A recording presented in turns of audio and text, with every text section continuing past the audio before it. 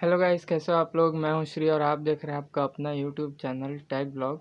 तो गाइस, इस वीडियो में मैं बेसिकली उस पार्ट को रिकवरी करूंगा जो अभी 3-4 दिन से हो रहा है। मतलब क्या कि कुछ बंदे जो मेरी वीडियो के थ्रू ड्रोन बनाना सीख रहे हैं ना, वो बहुत मतलब मैसेज कर रहे हैं मेरे को इंस्टा पे और व्हाट्सएप पे, क्योंकि मैंने भी उनको अपना नंबर दे रखा हुआ है। वो ये बोल रहे हैं कि उनका जो ड्रोन है वो ठीक से फ्लाई नहीं कर रहा है, और कुछ का ये बोलना है कि जो जब हमारी रिमोट की ये टॉगल स्विच होती है, जब हम इसे आगे पुश कर रहे हैं तो ड्रोन पीछे आ रहा है। वो आता क्यों है और मतलब ये होता क्यों है, मैं आपको वो इस वीडियो में आप बताने वाला हूँ। ठीक है, तो बिना स्किप करे देखना इस वीडियो को, तभी आपको अच्छे से समझ में आएगा। और जिन लोगों ने मैंने इसका पहला पार्ट नहीं देखा, इसका पहला भी पार्ट मैंने एक बना के रखा था ये फ्लाइट कंट्रोलर के ऊपर। ये KK 2.1 और KK 2.1.5 दो फ्लाइट कंट्रोलर आते हैं। KK 2.1 जो होता है उसको बेसिकली हम लोग बोलते हैं क्लोन फ्लाइट कंट्रोलर। और तो ठीक है, चलिए लगाता हूँ मैं इंट्रो और मिलता हूँ आपसे इंट्रो के बाद।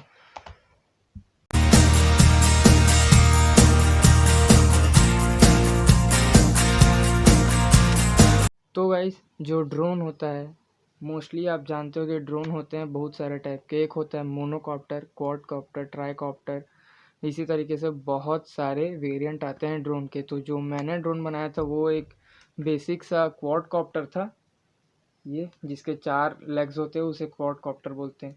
ठीक है, तो इसमें मैंने यूज़ किया है KK 2.1.5 इससे।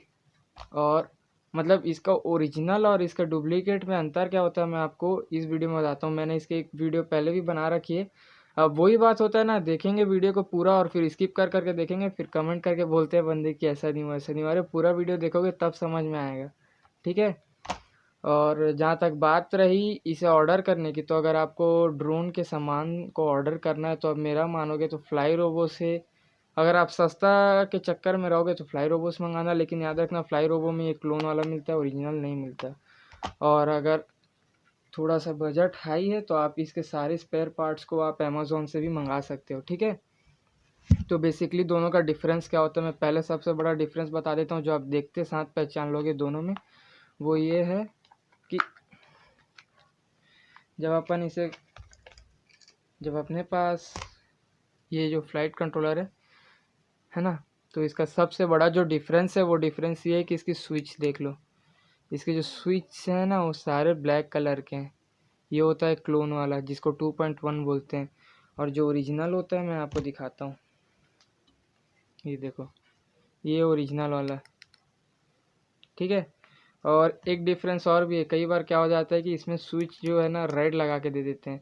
तब आप उस केस में कैसे डिफाइन करोगे पता है, इसके डिस्प्ले की क्वालिटी को देख के। देखो ये डुप्लीकेट वाला है। अब पता नहीं कैमरे में आप लोगों को दिखेगा कि नहीं दिखेगा, इसका जो डिस्प्ले ना थोड़ा सा उखड़ा हुआ है, मैं दिखाता हूँ। ये देखना, ये निकल जाएगा, ये दे, ये ऐसे, ये आया भी ऐसे ही था, खुला हुआ था ऐसे। ठीक है, ये होता है भाई बिल्ड क्वालिटी में। मतलब मान लो 98% डिफरेंस आपको बिल्ड क्वालिटी से पता चल जाएगा इसकी। और एक चीज़ और है, जो इसकी जो स्विच है उसकी पे को देख लोगे तो, अगर देख लो इसके कितना हाइट है स्विच की। और वो जो ओरिजिनल वाला था वो मतलब एकदम दबा हुआ स्विच है, एकदम छोटे छोटे स्विच है। ठीक है, अब ये हो गया फिजिकल डिफरेंस। अब जो सॉफ्टवेयर का डिफरेंस होता है इसमें और ओरिजिनल वाले में वो ये है कि अगर आप इसको यूज़ करोगे ना तो ये आपकी जो ड्रोन को ज़्यादा से ज़्यादा 5 फीट की फ़्लाइट देगा। ठीक है, और 5 फीट में भी ड्रोन आपका अच्छे से नहीं उड़ेगा, वो बाउंस करता रहेगा, बाउंस बैक बाउंस अप होता रहेगा। ठीक है, ये सबसे बड़ा डिफरेंस होता है। अगर आपका ड्रोन अच्छे से उड़ नहीं रहा है तो उसका एक कारण ये भी हो सकता है कि अगर आपने क्लोन वाला यूज़ कर लिया है और अगर आपने ओरिजिनल यूज़ किया हुआ है फिर भी आपका अगर ड्रोन बाउंस करता है तो इसका मतलब ये है कि आपने ESC कैलिब्रेशन ठीक से नहीं किया है। ठीक है, तो जब अपन ड्रोन बनाते हैं तो इन सब बात को आप एकदम अच्छे से माइंड में बैठा के रखना। और ऐसा नहीं है कि आप तुरंत वीडियो देख के तुरंत आप बनाना सीख जाओ, ऐसा बिल्कुल नहीं होता है। आप एक बार बनाओगे, मतलब ये, अगर कोई भी ड्रोन बनाना, ड्रोन को तो हटा ही दो, अगर कोई भी आदमी कुछ बना रहा है तो ये मत सोच के बनाना कि उस बंदे ने बना लिया तो मैं क्यों नहीं बना सकता। वो बात सही है कि वो बना लिया तो तुम क्यों नहीं बना सकते, वो बात बिल्कुल सही है, मैं वो नहीं बोल रहा।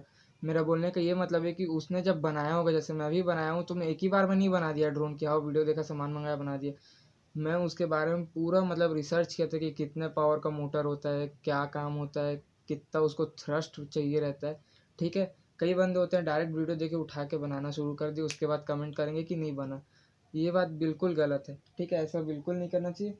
और प्लस अभी एक मतलब यही 4-5 दिन पहले एक बंदा इंस्टाग्राम के थ्रू मेरा नंबर लेके मुझे बता रहा था कि उसका जो ड्रोन के ये प्रोपेलर्स है ना, ये 4 प्रोपेलर्स में से कोई एक प्रोपेलर उसका अच्छे से काम नहीं कर रहा था।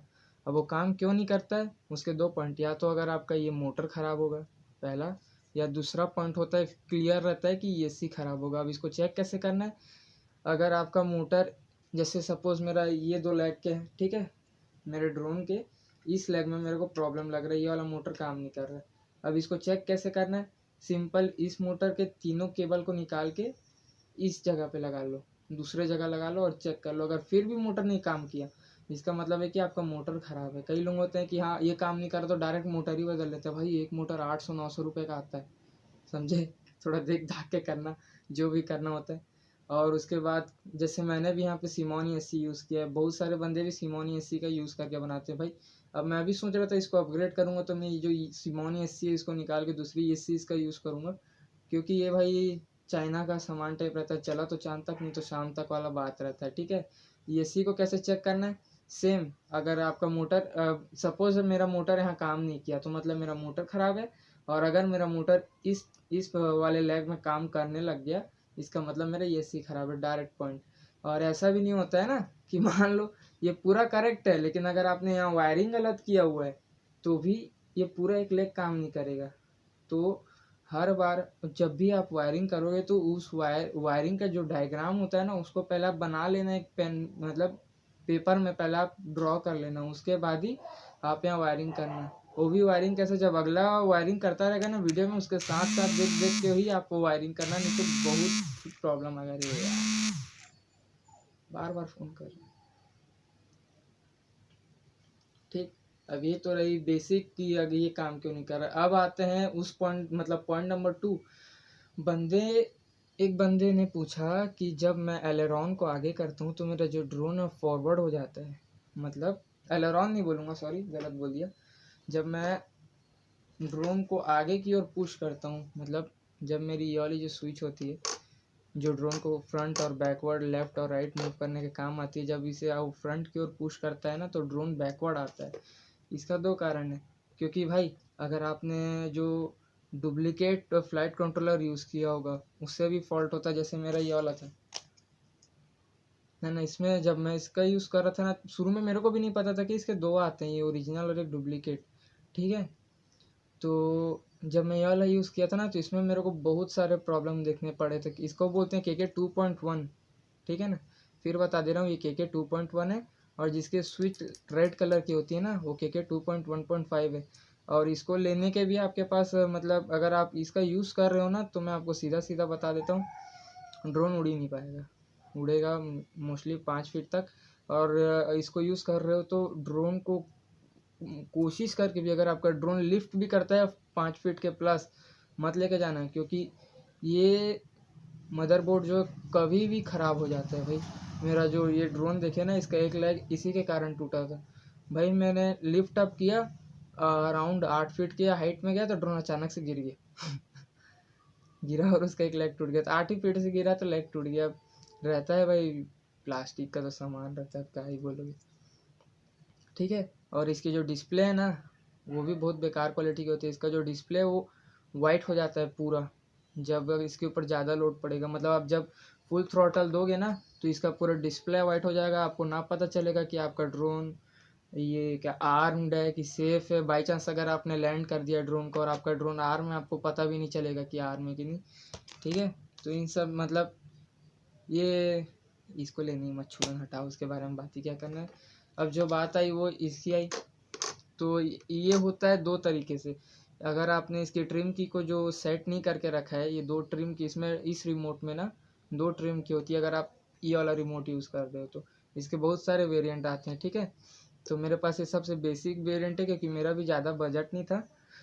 तो इसके जो ट्रिम की है ना, अगर ये गलत सेट होंगे तो सपोज अगर ये ट्रिम की पूरा डाउनवर्ड है, ठीक है, तो जब भी मैं इसको डाउन करूँगा ना तो ड्रोन आगे की ओर ही जाएगा, या जब मैं मतलब मैं कुछ भी करूँ, इससे आगे करूँ या पीछे करूँ, ड्रोन आएगा बैकवर्ड ही। ये सबसे बड़ा फॉल्ट होता है। और जब भी आप एक बार ड्रोन ऑन करते हो तो रिसीवर टेस्ट में जा करके ना ये सारे ट्रिम की इसको देख लेना कि वो एकदम ज़ीरो है कि नहीं, मतलब आइडियल है कि नहीं, ठीक। और कई बार ड्रोन इसलिए फ्लाई नहीं करते क्योंकि मैंने जो कुछ सेटिंग्स बताई हुई थी उनमें एक सेटिंग्स था बैटरी सेवर का। उसमें ये होता है कि अगर आपकी ड्रोन की बैटरी और आपकी रिमोट की बैटरी 50% से डाउन है तो ड्रोन टेक ऑफ नहीं करेगा, टेक ऑफ करेगा तो ओनली 5 फीट्स तक, ठीक है ना। ये मैंने जो सेटिंग्स की थी वो करी, वो बताई थी। अब मैंने ऐसा क्यों किया था वो मैं बता देता हूँ। क्योंकि भाई ये रिमोट में मेरे ख्याल से 8 सेल लगता है, लेकिन मैंने इसका जुगाड़ लगा लिया था कि हम लोगों ने जो लिथियम आयन बैटरी होती है ना उसके 3 सेल्स 12 वोल्ट के अराउंड निकाल रहे हैं, और उसे हमने इसमें कनेक्ट कर दिया। ये जो पोर्ट होता है चार्जिंग पोर्ट होता है, जैसा कि आप सबको पता ही है, ठीक है। लेकिन ये बात है भाई, ये जो पोर्ट है बहुत स्लो चार्ज करता है बैटरी को। इससे अच्छा आपको रिचार्जेबल बैटरी खरीद लेना, इवियन वगैरह कंपनी की अच्छी रहती हैं। अब ये रही जो बातें जो बंदे मेरे से पूछे थे इंस्टाग्राम और व्हाट्सएप पे, और इसके अलावा भी 3-4 कमेंट्स थे, वो थे कि भाई प्रोपेलर टूट गया या ऐसा, मतलब जो बताने लायक नहीं उस टाइप के सवाल थे कि प्रोपेलर टूट गया, ड्रोन गिर गया, उसका लेग टूट गया था तो कैसे चिपकाएं, ऐसा ऐसे ऐसे पूछ रहे थे। तो भाई मैं क्या बताऊँ, तू फेविक्विक से चिपका लो यार, कुछ भी पूछते, ठीक है। तो ये रही मतलब आप लोगों के सवालों के जवाब जो आप लोगों ने पूछा था। और हाँ, ये मेरे दिमाग से उतर गया था, अभी याद आया कि मेरी जो फर्स्ट वीडियो थी ऑल्टो 800 AC की जो मॉडिफाई हुआ था लैम्बोर्गिनी में, उस वीडियो पे भाई 13,000 व्यूज़ आ चुके हैं, यानी 13K व्यूज़ आ चुके हैं। और उसमें मेरे ख्याल से 374-75 अराउंड लाइक थे, मतलब 300 प्लस लाइक हो चुके हैं। तो गाइज़ उसके लिए आप लोगों का धन्यवाद, थैंक यू। ऐसे ही अपना सपोर्ट दिखाते रहें। और अगर आपने अभी तक मेरे चैनल को सब्सक्राइब नहीं किया है तो मेरे चैनल को आप लोग ज़रूर से सब्सक्राइब कर लें, क्योंकि मैं ऐसी इंफॉर्मेटिव वीडियो आप लोगों के लिए लेते आता रहता हूँ।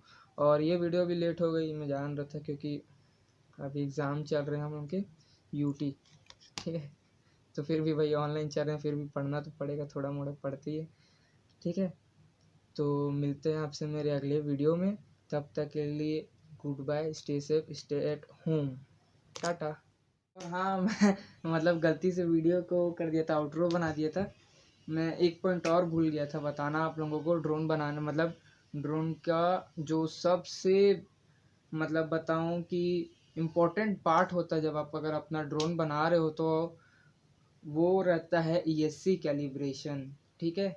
अगर जैसे मैंने बताया था अभी कि जो आपका टॉगल स्विच होता है उसको जब आप आगे पुश कर रहे हो तो ड्रोन पीछे आ रहा है, या पीछे पुश कर रहे हो तो आगे जा रहा है, वो होता फ्लाइट कंट्रोलर की वजह से भी है, ठीक है। और मतलब होते 3-4 कारण है, जैसे फ्लाइट कंट्रोलर ख़राब हुआ या एक्सेट्रा एक्सेट्रा, ठीक है। जो मेन जो उसके 2 कारण होते हैं वो रहता है फ्लाइट कंट्रोलर, ठीक। अगर आपका फ्लाइट कंट्रोलर अच्छा है तो या तो आपने फिर ESC कैलिब्रेशन गलत किया हुआ है।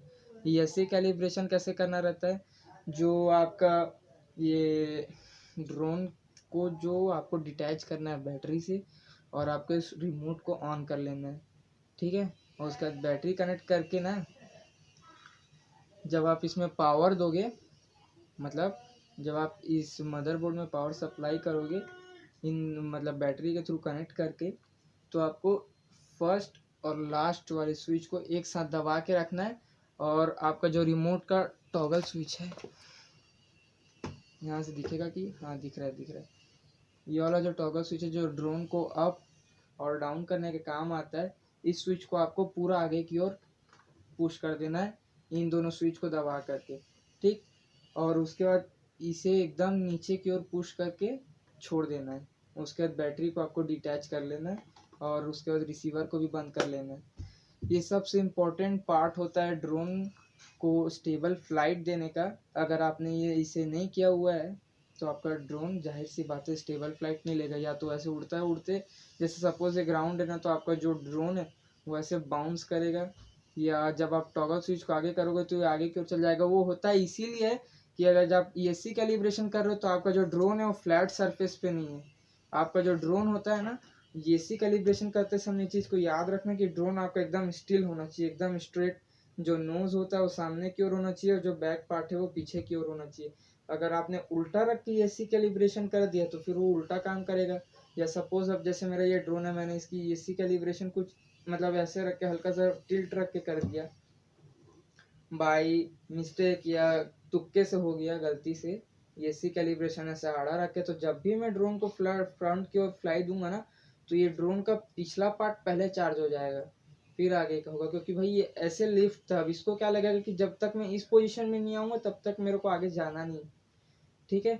या ऐसे या किसी भी डायरेक्शन में अगर आपने गलती से भी रखा हुआ है ड्रोन को, इसलिए जो रिमोट का मैनुअल होता है या ड्रोन के जो मैनुअल होते हैं उन सब में लिखा रहता है कि एसी कैलिब्रेशन करते समय आपको ड्रोन को एकदम आइडियल स्टिल पोजीशन पे रखना है, जो एकदम फ्लैट हो ड्रोन। जैसे मैंने इस प्रकार हाथ में रखा हुआ है, ठीक है, तो देख लो एकदम बराबर है ड्रोन, ना ऐसे है ना ऐसे, ठीक।